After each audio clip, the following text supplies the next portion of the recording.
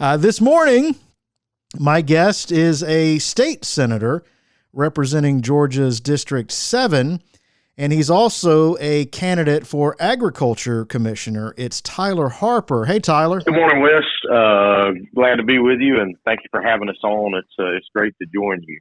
Well, let's talk a little bit about the last decade that you've spent serving Georgia in the state Senate. For folks in the Columbus area, maybe don't know a lot about District 7, maybe don't know a lot about you. Tell us a little bit about you and how you ended up in the state Senate and what the last 10 years has been like. Yeah, Wes. So like you said, I've been serving in the state Senate now. This is my 10th year, 5th term. So 10th, actually more than 10 legislative sessions, because there's a couple of special sessions I guess you could throw in there. But it's been an awesome opportunity to represent my hometown and my home community, as well as 9 other counties and 17 other cities. So I currently represent 10 counties and 18 cities in South Central and Southeast Georgia. I'm from Ocilla, Georgia, born and raised there up in Irwin County, and I have the privilege of representing that area around there. It goes from Wilcox County all the way down to Charlton County, includes places like Douglas and Waycross and Blackshear, Nashville, among others. And I tell folks, basically, I go from I-75 to I-95, and in the state Senate, I represent people, pine trees, and alligators, because the Okefenokee Swamp goes in the district that I represent. The majority of it is in the district that I represent. And but I got started in politics, actually. I guess kind of my first foray into the political arena was whenever I volunteered and helped on Gary Black's campaign when he ran for Commissioner of Agriculture back in 2006.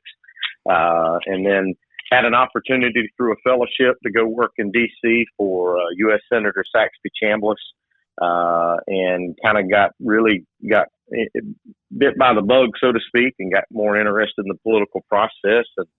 And just through all of that, and a friend of mine who served in the state house kind of was willing to help mentor me through all of that, and an opportunity presented itself to run for the state Senate a couple of years later, and here I am now 10 years later. That's the short version of the longer story, but it's been an awesome opportunity to serve in the state Senate and do what I can to promote and protect and move forward rural Georgia and all of Georgia, and at the same time working for agriculture and our farmers, our consumers, and our producers across the state, and doing what we can to continue to ensure that Georgia is the best place to live, work, and raise a family. And I felt like we've been able to do that over the last 10 years, and I look forward to this new opportunity to work in a new capacity, continue to help move those things in the right direction as well. Now, as far as this, transition that you're looking to make into the Agriculture Commissioner role, you yourself grew up on a farm? I did. I was born and raised on a farm, and I still operate a farm there in Ocilla, Irwin County. I have a peanut, cotton, timber, and beef cattle operation that I have operated since I've been home from college, and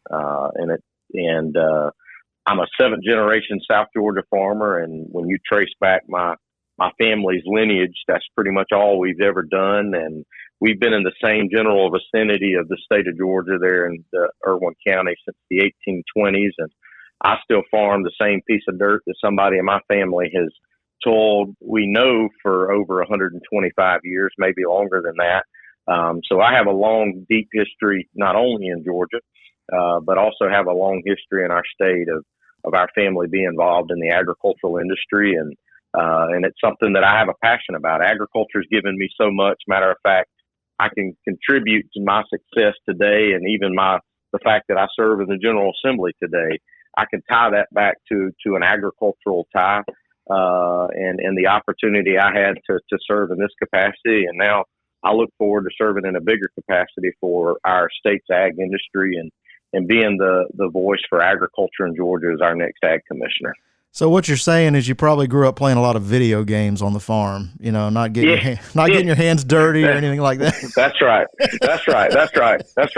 A lot of video games. No, And you talk about that, those of us that grew up on the farm, and even growing up in rural Georgia, and even growing up in our state of Georgia, we talk about what we've been talking a lot about on the campaign trail are these things called farm values, and it's kind of a term that a lot of people know, but they're values that a lot of people try to instill in their kids as they grow up. And I'll have to give my parents and my grandparents credit, because I learned a lot of those things from them, and that's things like hard work and dedication and knowing to be there on time. And, it's those type of things that you learn in that environment. And those farm values of what I put to work the last 10 years in the state Senate. And those are the same farm values that I want to put to work as the next ag commissioner. Cause I understand what hard work is. And, I learned how to drive a tractor. My granddaddy taught me how to drive a tractor when I was about 5 or 6. But I learned real quick that it wasn't for me to go have fun and go just drive around the farm on the tractor, even though that's what I wanted to do as a little boy. He put me to work plowing the garden. But those are the things you learn in that environment. And I look forward to putting all of that to work, like I said, as our next ag commissioner. You talk about the farm values, and farmers are just different people, and they put work first. It doesn't mean that they can't have a good time later, but they certainly put work first. We've heard a lot, especially in this last couple of months and really the end of last year, about supply chain issues, about inflation. Those things certainly have a big impact on farmers, don't they? They have a significant impact, and I think through COVID, we definitely saw the issues in the supply chain and the importance of the supply chain and having a protected supply chain, especially when it comes to the food supply. And it does have a significant impact on when you get down to the farm level on the producer and the farmers around our state. When you look at the share of the retail dollar in agriculture, it's significantly decreased over the last 20 to 30 years, and even longer than that, on the farm. The share of that retail dollar getting back to the actual family farm is significantly less today than what it used to be. And so obviously any strain on the system continues to reduce that share of that dollar, and even makes it even tougher on the farm when it comes to those input costs. The inflation, you mentioned the inflation, and this administration and what they're doing in D.C. and what's going on right now has significantly contributed to the problems we're seeing, not only at the gas pump with almost $4 a gallon gasoline, but also in every aspect of our lives. And we're seeing it on the farm too, with increases in input costs from fertilizer to seed to diesel.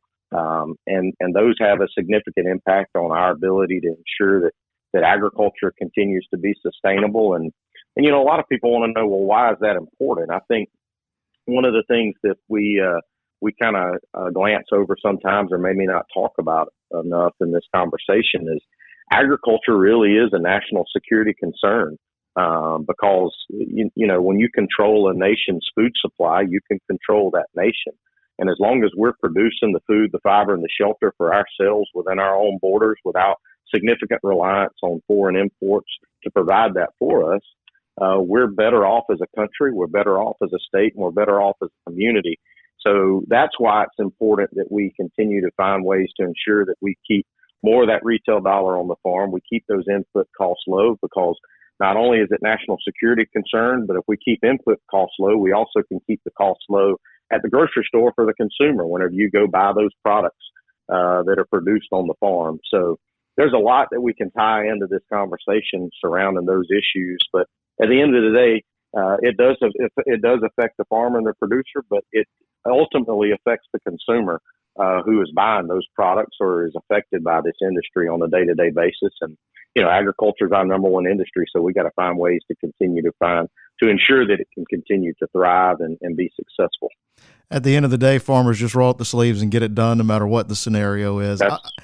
That's correct. Yeah, and I wanted to ask you this, because I think back to and you mentioned this administration, and I think back to the period of time where we still had Mike Bloomberg running for president, and some of the comments he's made in the past, the misconception about what farming really is And when he made his very ignorant comment about, farming's easy, you can teach anybody to do it, just dig a hole and plant a seed and water it. How much did that make your blood boil? Well, it significantly, matter of fact, if I might have, I could have very well went to the well and spoke on that issue. I know we've done that a time or two when those issues have arisen while we've been in session, especially. But that's the misunderstanding and misguided logic of what agriculture really is about. Agriculture is a lot more than I think what people generally conceive as cows, plows, and sows, so to speak, as the saying goes. And there's a lot involved in this industry. In I think it was 1954 was the first year we had more tractors on the farm than we had mules. But since then, we've seen a significant advancement in agricultural technology. And today, tractors have thousands of lines of code in them, computer code.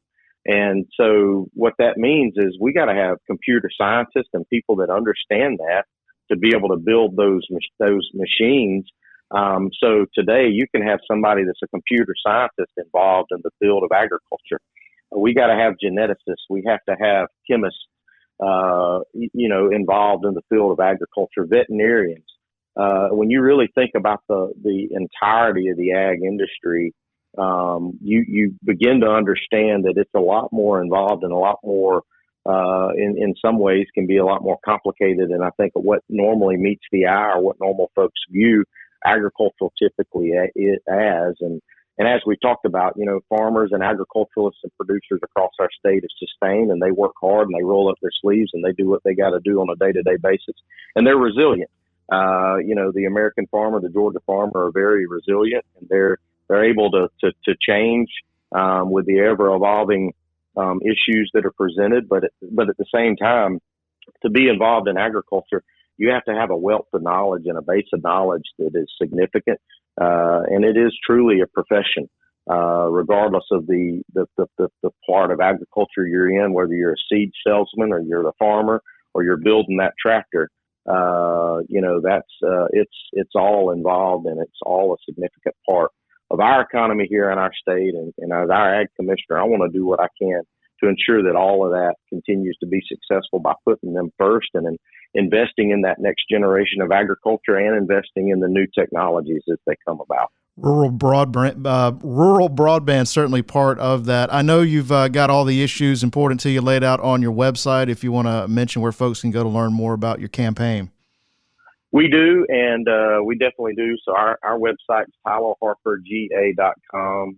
That's TylerHarperGA.com. We're also on Facebook, Twitter, Instagram, all of that's at Tyler Harper GA. Like us, tweet us, follow us, look us up. We'd love to have your help and support that way, or you can sign up on our website to help us out. Love to earn your help, support, and at the end of the day, would love to earn the votes of the folks in the Columbus area and across the state of Georgia. Tyler Harper, thanks so much for your time this morning. Wes, thank you. Look forward to being on with you again. I appreciate the opportunity you've given me to spend some time with you.